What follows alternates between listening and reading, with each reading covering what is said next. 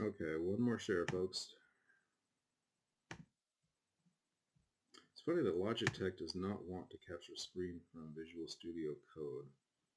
Whenever I grab that one, I have to share or record the entire screen instead of just a window. Don't know why. Oops.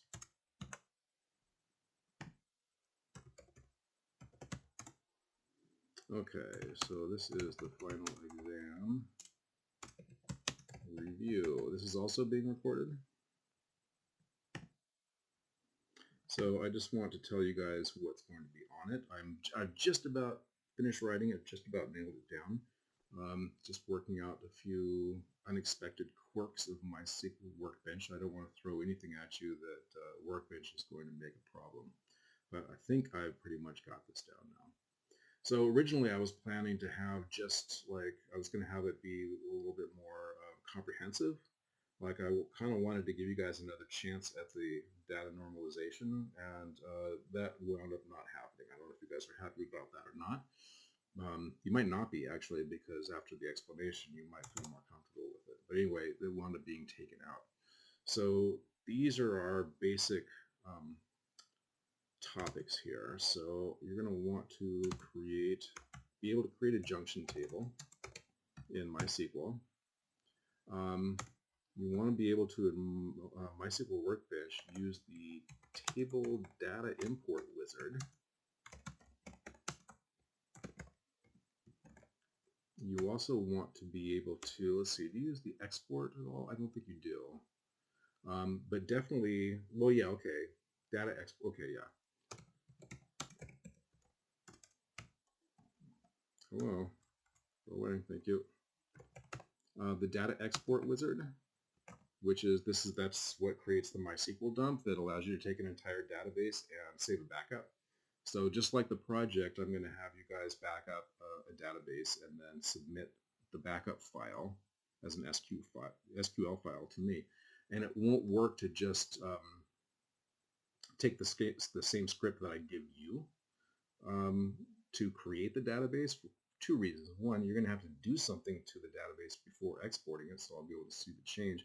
And the other thing is, I mean, I know what it looks like, and you guys know what it looks like, right? When we were just looking at that first thing that you opened up, the booktrader.sql, and you saw all the stuff that's in there. I mean, it's very clear when something has been done through a MySQL dump versus being hand-coded by somebody or another. Let's see, so that's backing up that, the junction table, data table import wizard, and you want to be able to create a user with grants, and finally do a subquery. So these are the basic things. This is going to be a lab test like the midterm, so these are the things that I'm going to have you do. So I'll go into these in a little bit more detail, but my basic plan, my evil plan, is to give you guys a script that will create a database, and then you will create a junction table matching up two tables like books and users, like I've got in the demo here, right? And then you will export that, the new database, and as a MySQL dump and submit that. And then you'll run the subquery off that same database and then create a user with grants and export from there. So yeah, I guess I'll do it here. You know what? I'm going to stop the share real quick. I'm going to share the entire screen instead of just sharing this, because I might have to jump over to MySQL Workbench for some of this stuff. Let me just get this out of the way now so I don't forget later. There we go.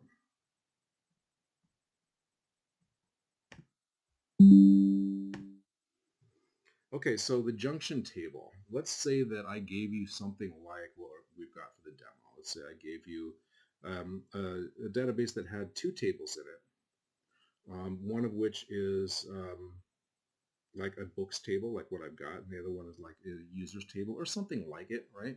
It won't necessarily be that exactly, but let's go ahead and do this.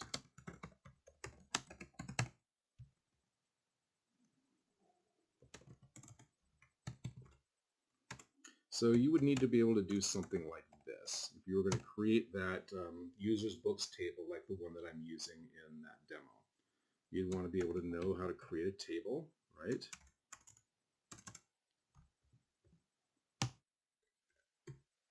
And a junction table, I mean, normally when you create a table, you immediately start off with ID, int, not null, and all that stuff. But with a junction table, you generally do that. You can, but that seemed to create some problems when I tried it in demo, as you guys might recall from last week. So generally what you would do is just create the two foreign keys. And there's like two other tables in the demo were books and users. So you would want to have like the user's ID. At the very least, you need the data type. Usually you put not null in there too, but I'm not going to fuss about that. This would be fine.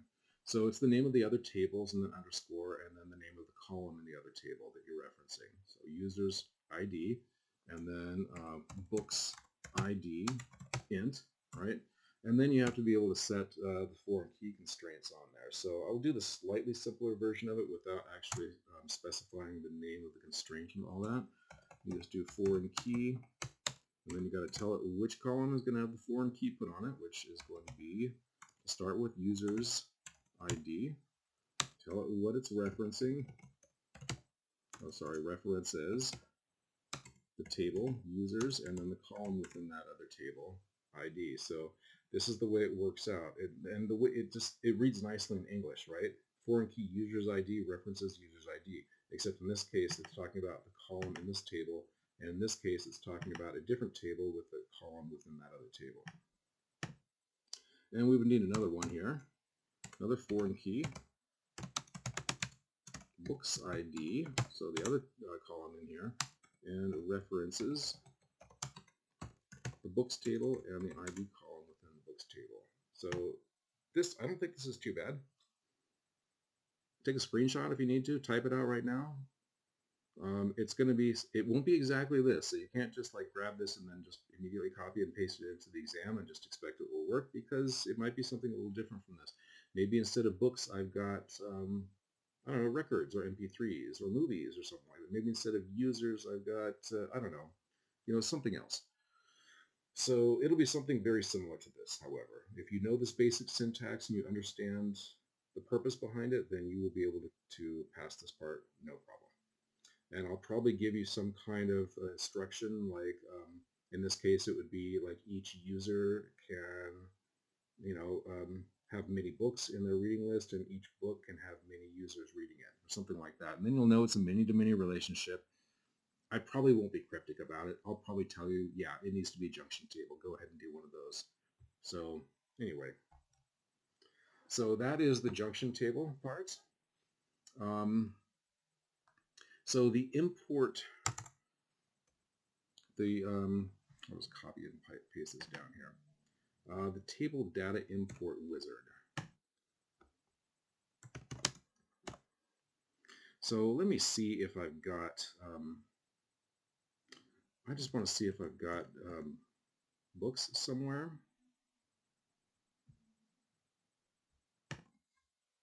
Because it seems to me like I had like a books.csv file somewhere around here. I just need to be able to find it real quick. Sorry, I should have this ready to go, but I did not. And it's 6, there it is. There's books abridged. Is that the one I want? Oh gosh, I don't know. Maybe it's this one. Let me crack this open real quick.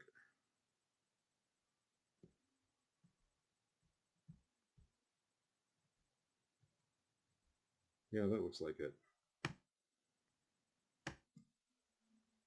Go away.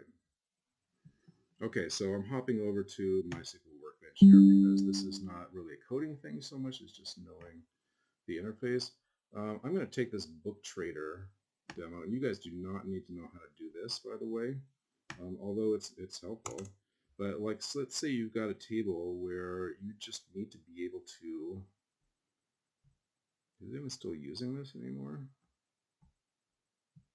I'll double click on it. Okay.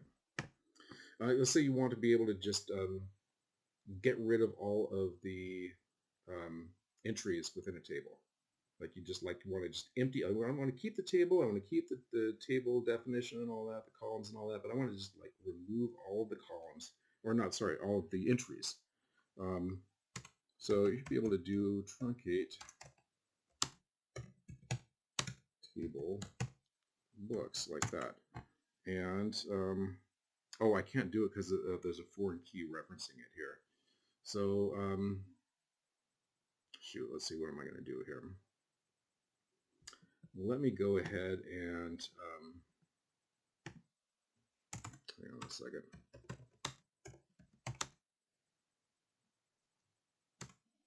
Books 2 as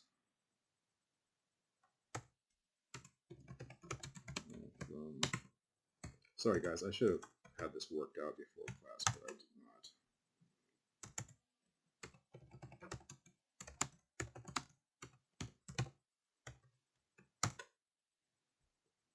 Okay, there we go. So I've got a duplicate of books 2. Now I'm going to truncate books 2. Again, you guys do not need to know how to do this stuff. I'm just trying to get an empty table so that I can get the data import working.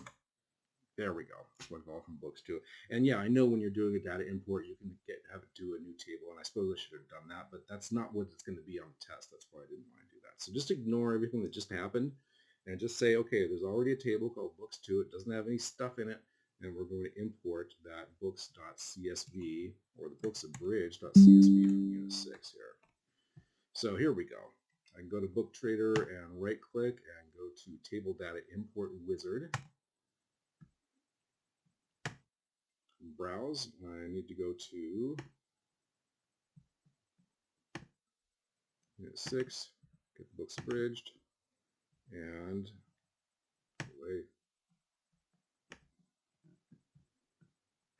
go through this. Use existing table. There's the books 2. I want to put stuff in there. Click next and go through and match up the columns here. It shouldn't be any problem. And then just next your way through. Now you guys have all done this pretty recently, so I'm sure you know how to do it. You remember how to do it just from this last Thursday, right? So let me do Control Enter, and now it shows the stuff that we just imported. So minus like a little bit of, oh, look what I did. Okay, check it out.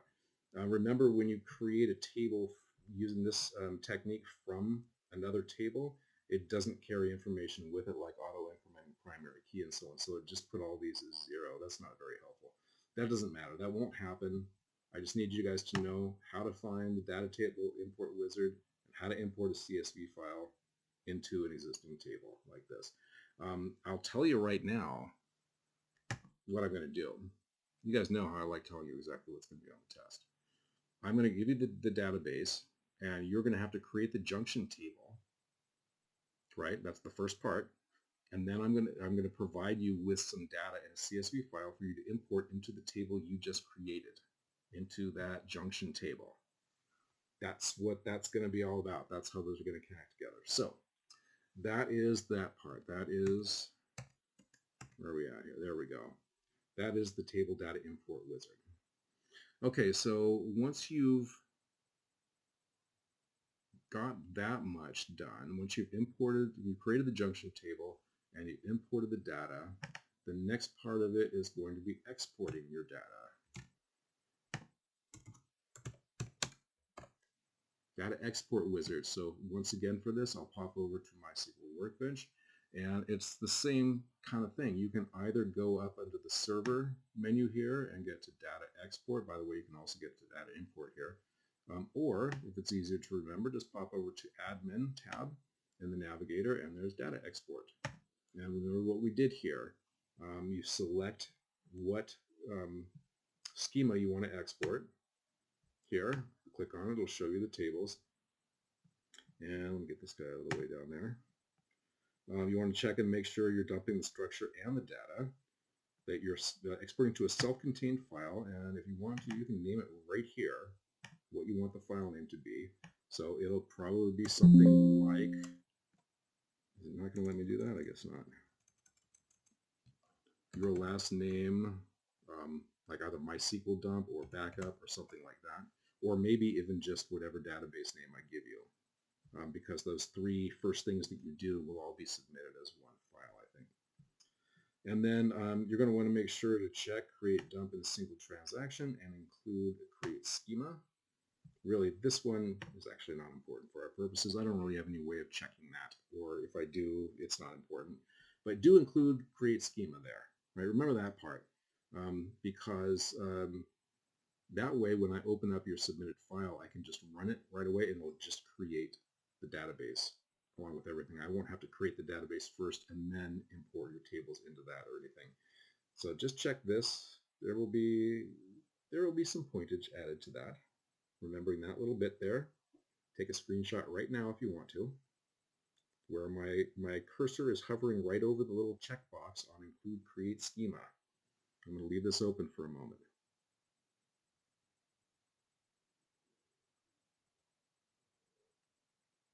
And then once you've done all this stuff, you just start the export. Boom. It'll save it as an SQL file, and you will submit the SQL file to that portion of the exam.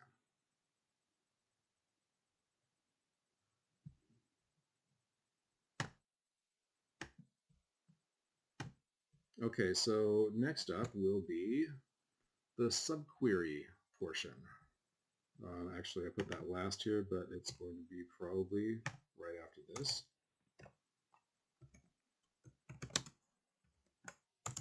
So I will do something very like what we just did for the demo.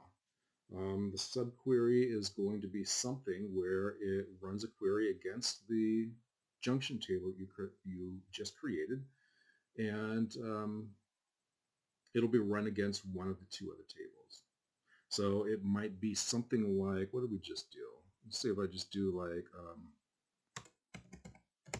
select title from books. And instead of doing a join, you'll jump right into like the where clause.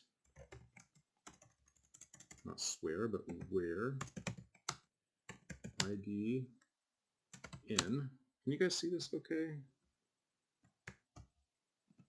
There.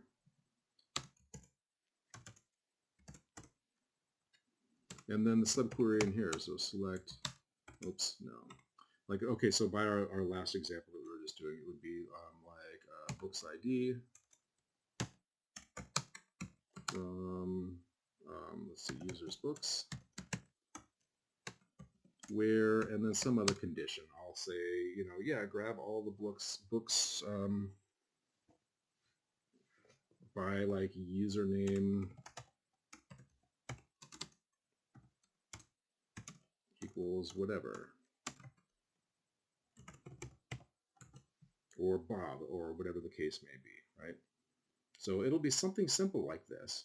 I'm not planning on throwing you guys a monkey wrench, especially since we just learned subqueries like right now, and the final exam is in like 5 minutes, right?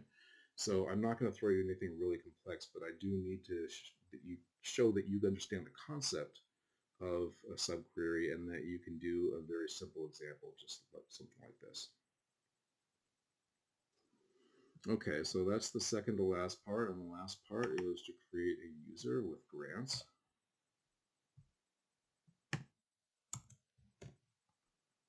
Keep doing that. So for this portion, I will, I don't know, I'll start out here, and then, yeah, we'll start out here, and then maybe we'll jump over to Workbench. So you got to know this guy right here. Create user, and then I just mentioned Bob, so I'm going to go ahead and say create user Bob, and remember at, actually you don't need to put those backticks. I do that when I'm doing code examples, but you don't actually have to do it when you're coding, so just keep that in mind. Create user Bob at, and you have to put in localhost, right? So remember that part, and then you have to give them a password at the same time, and it's going to be identified by. And for this one, you don't need to put in the SHA2 or anything like that. It does it automatically for you, and you can just type in password here. I probably won't use Bob. I'll probably do something like exam admin, right? Since that's the kind of language that you guys have been doing for your projects. So yeah, something like this, where you're creating a user with a name, a host, localhost, and a password, which is identified by. So you got to know how to do this guy right here. And then you also have to know how to select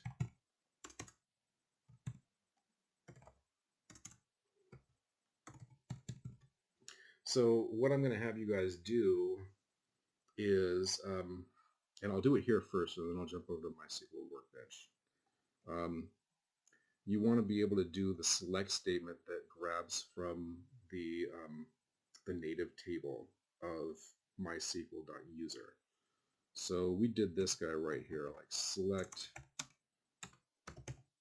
user, host, and authentication string. And someone was asking me last time, like, why do you capitalize user and host? And I guess I didn't have a really good answer, so I think I probably don't need to do it. User, it was just like habit. User host authentication string from, and then MySQL.user. This guy right here. And the reason why is because once you've created this user, the easiest way for me to have you submit that to me is to spit the results out into the result table and then export that as CSV. So let me go ahead and try this. I'm going to pop over to MySQL Workbench. And I haven't created any users here, but tab. Let me just do that second part here. So it's going to be select, and then what is it, user host and authentication string from MySQL.user. Like so, and remember that it spits all of these guys out to the result grid down here. These are all the users that have been registered on my MySQL server here. And it's returning the user, the host, and the authentication string. By the way, if you can't remember this stuff up here, but you can remember the rest of it, then you can get majority credit by doing this instead. Select all from MySQL user. It's a lot messier. You got a lot of stuff here, like all this stuff nobody wants to deal with. So, but like for full points, it'll be this guy right here, and I'll just get those 3 columns. So what I'm going to have you guys do is export this, and I'm a little embarrassed to show you guys this because it's something that I either didn't realize about MySQL Workbench or I've totally forgotten about it at some point. But you guys might remember last semester there were just 1 or 2 assignments when I said, okay, I want the results of this result grid in a CSV file.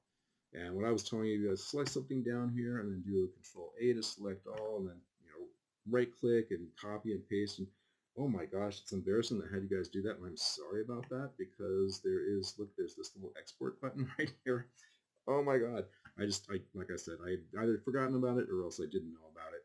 But export it, and look at that, it saves it as CSV file. Oh my goodness. So maybe something like Bispo, like your last name, user, or something like that. Let's get this in 9. Let's save it, and then you will submit that. If you don't want me seeing your other users, then before doing the export, you can go through these results. Let's say I only wanted like these 3. You can go through and like delete these rows. And I don't know why it's not giving me that option here.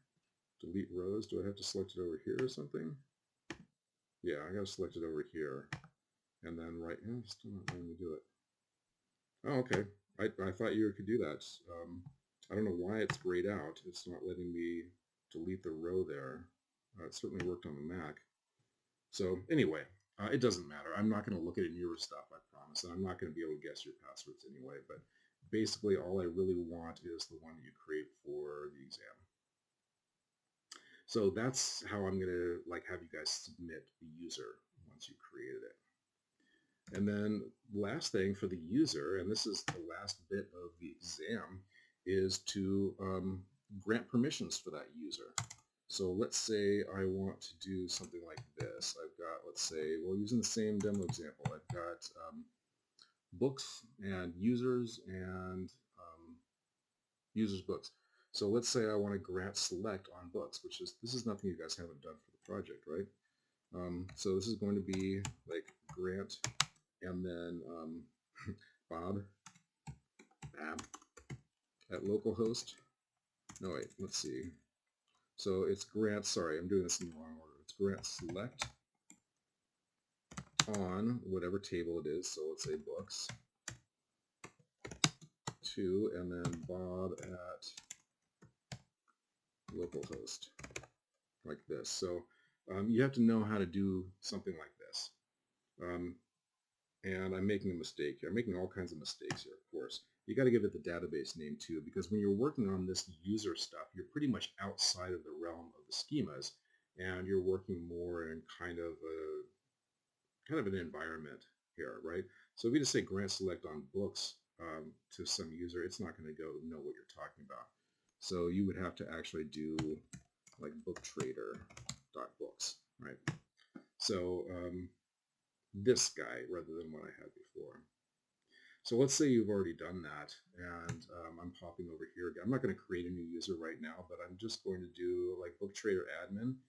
And so the way that you're going to submit this last one, that you show me that you have created these grants here, is you do a show grants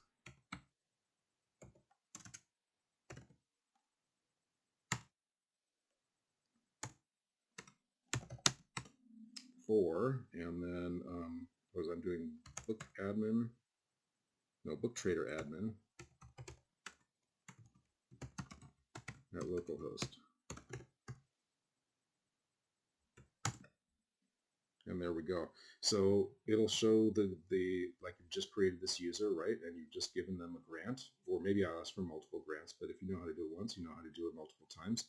And then you'll get this guy, and then once again, you'll do an export of this CSV. So just click on that button right there. And then this would be something like your last name dash grants or something like that. And save that and submit it, and then that's the last portion of the exam. So that's what I've got planned. And this is everything here. I'm giving you guys all the answers. So I will give you a database to open as an SQL file, to open and then run the entire script. So it creates the database and a couple of tables. And then I'm going to ask you to create a junction table between the two tables, to like this, to establish a many-to-many relationship between them. Then you, with your new schema, with your third table added, you're going to be using an import with the table data import wizard to import some data from a CSV file into the new junction table that you just created. And then take the entire schema with the stuff imported to that and use the data export wizard to do a MySQL dump backup of the new database, now the modified database, and you'll submit that. So there will be several things to do, but then the first submission will be when you go through the data export wizard and have that exported database file. And then the subquery part here is actually going to be, you'll from this you'll do the traditional thing that we've done from the chapters, which is to open up a new tab, an SQL tab, write the query, test it to make sure it works, and then save it as a .sql file. So that'll be more the traditional one we do. Creating the user with grants, it'll be like this guy right here, and then you will do the thing of selecting these guys to output it to the results table, and then save that or export it as a CSV file. And then same thing here, where you do the grant select, and then the way that you save it in a manner that you can submit will be that you do the show grants. I guess that should be on the next line. For, and then in this case, Bob at localhost. And then when you do that, you'll get the resulting grants showing up in the result grid. Once again, you export it as a CSV and then submit the CSV file to me. And I'll tell you what names I want on all these files here. So really, there's just going to be 4 things to submit. The big one here is when you go through these guys and then export the new database, and you'll submit that. That's the first one, and then the second one will be much shorter, just a subquery. The third one will be the this guy right here after you've created the user, and then the fourth one will be this guy right here after you've granted them permissions. All right, I think that's it. I do believe that is it. I can't think of anything else that I'm going to put on the test that you guys need to know about. Questions? Anything that you guys want me to talk about again? Or anything that's unclear or needs clarification?